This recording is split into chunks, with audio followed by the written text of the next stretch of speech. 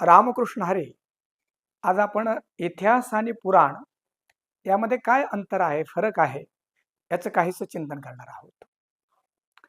हे चिंतन करण्याचं कारण असं की इतिहास आणि पुराण या दोन्हींना सुद्धा साधारण एकाच अर्थाने आपण घेतो. म्हणजे काय? घडून गेलेल्या घटना या दोन्हींनाच आपण इतिहास किंवा पुराण असं म्हणतो. परंतु यामध्ये खूप मोठं अंतर आहे, फरक आहे. तर काय त्याच्यामध्ये फरक आहे? काय त्याच्यामध्ये भेद आहे? त्याचं काहीसं चिंतन आज आपण करूया. इतिहास या शब्दाची उत्पत्ती केली तर इतिहास म्हणजे असं घडून गेलं, अशा घटना ज्याद्वारे सांगितल्या जातात त्याला इतिहास असं म्हणतात. आणि म्हणून आपण बघतो की इतिहासामध्ये घडून गेलेल्या घटना, त्याच्या सणावळी, वेगवेगळ्या पराक्रमी पुरुषांच्या विजयाच्या गाथा, जय पराजय, त्या घटनेमध्ये घडलेले तह, अशा अनेक भूतकाळामध्ये घडून गेलेल्या घटनांचा संग्रह, की असा भूतकाळामध्ये हा प्रसंग घडला होता, अशा घटना घडल्या होत्या, हे ज्याद्वारे सांगितलं जातं त्याचं नाव आहे इतिहास. आता पुराण म्हणजे काय? तर त्याची उत्पत्ती अशी केली की पुरा अपि नवम, जे अतिशय पुरातन असूनही ज्याचं नाविन्य कधीच संपत नाही, त्याला पुराण असं म्हणतात. म्हणून पुराणांमधले ज्या घटना आहेत त्या घटनेकडे इतिहासाप्रमाणे आपल्याला पाहता येणार नाही. बऱ्याच वेळी माणसं पुराणातल्या घटना सुद्धा इतिहासामध्ये जे घडून गेलं त्या प्रकारे पाहण्याचा प्रयत्न करतात आणि त्यामुळं पुराणांची संगती लागत नाही. आणि ती संगती लागली नाही की माणसं म्हणतात की पुराणाचे वांगे पुराणात. खरं तर ती म्हण तशी नाहीये. ती म्हण अशी आहे की पुराणाची वाणगी पुराणात. वाणगी म्हणजे दाखले, उदाहरण. परंतु माणसं बोलत जातात. तात्पर्य काय? तर पुराणांच्या ज्या घटना आहेत, पुराणांमध्ये ज्या कथा आहेत, त्या कथांना इतिहासाप्रमाणे पाहता येणार नाही. म्हणजे काय? बरेच लोक असं म्हणतात की राम झाला का? कृष्ण झाला का? महाभारत घडलं का? कौरव पांडव घडलेत का? होते का? असा इतिहासाच्या अंगाने त्याचा शोध घेण्याचा प्रयत्न करतात. पण पुराण त्याला म्हणायचं की ज्या घटना म्हणजे घडून तर गेल्याच, पण त्या घडत आहेत आणि कायम घडत राहणार आहे, त्याला म्हणतात पुराण. म्हणून पुराणांमध्ये आलेली जी कथानक आहेत ना, त्याची नक्की तिथी, नक्की काळ असं सांगितलं जात नाही. बघा, पुराणांच्या कथा ज्या आपल्या पुढे येतात, एकदा असं घडलं होतं असं म्हटलं जातं. म्हणजे काय? की ह्या ज्या घटना आहेत त्या निश्चित एका काळामध्ये घडलेल्या असं नाही, तर त्या घडलेल्या तर आहेतच, त्या घडत आहेत आणि कायम घडत राहणार आहेत. ज्याच्यामध्ये नित्य नूतनता बनून राहते त्याला पुराण असं म्हणतात. अजून एक, पुराणांमध्ये सांगितल्या गेलेल्या ज्या कथा आहेत त्या प्रतिकात्मक आहेत.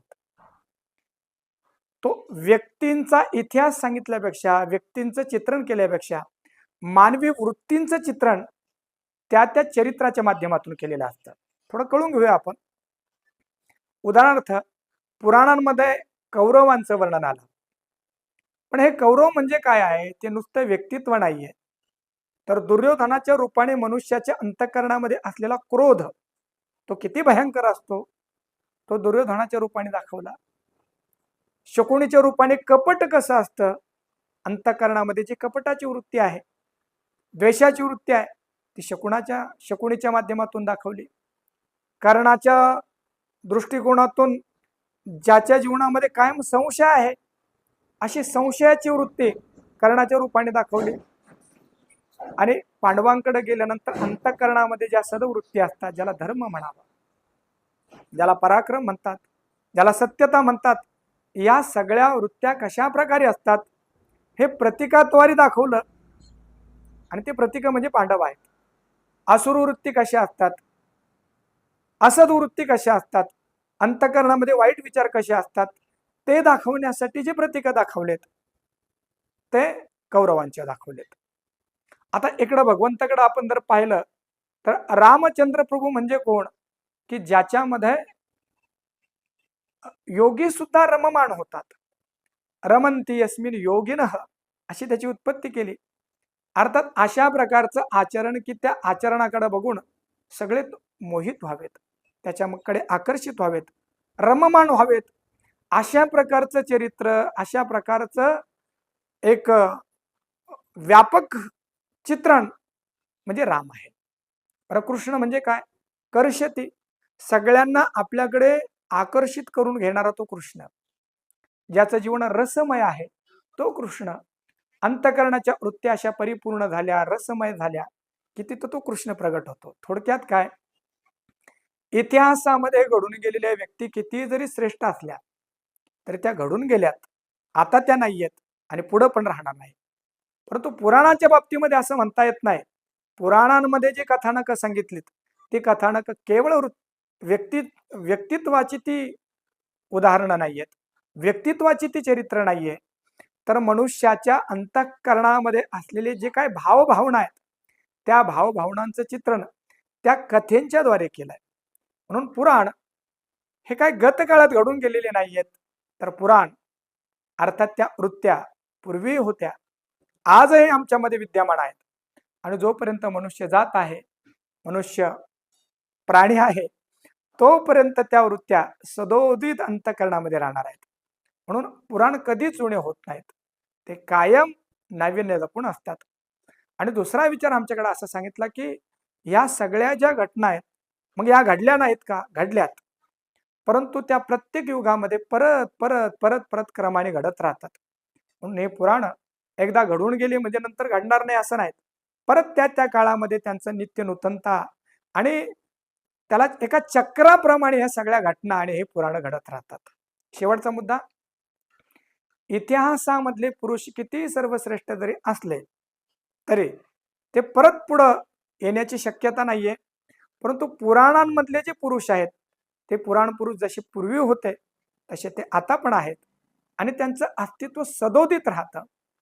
म्हणून राम असेल म्हणजे प्रभू रामचंद्र असेल, प्रभू श्रीकृष्ण असेल व अन्य अन्य अवतार आमचे असतील, ते ऐतिहासिक नाही आहेत, तर ते पुराण पुरुष आहेत. पुन्हा आमच्याकडे त्यांचं वर्णन करत असताना रामचंद्र प्रभूंना पुराण पुरुषोत्तम असं म्हणतात, श्रीकृष्ण भगवंताला पुराण पुरुषोत्तम असं म्हणतात. अर्थात हे जी तत्व आहेत, ही तत्व इतिहासामध्ये घडून गेलीत, ते मरून गेलीत, ते संपले अशी नाही, तर ते अधिष्ठानाच्या रूपाने, चैतन्याच्या रूपाने कायमच आपल्या सोबत आहेत. असा हा इतिहास आणि पुराण शब्दाचा अर्थ आहे. धन्यवाद. रामकृष्ण आहे.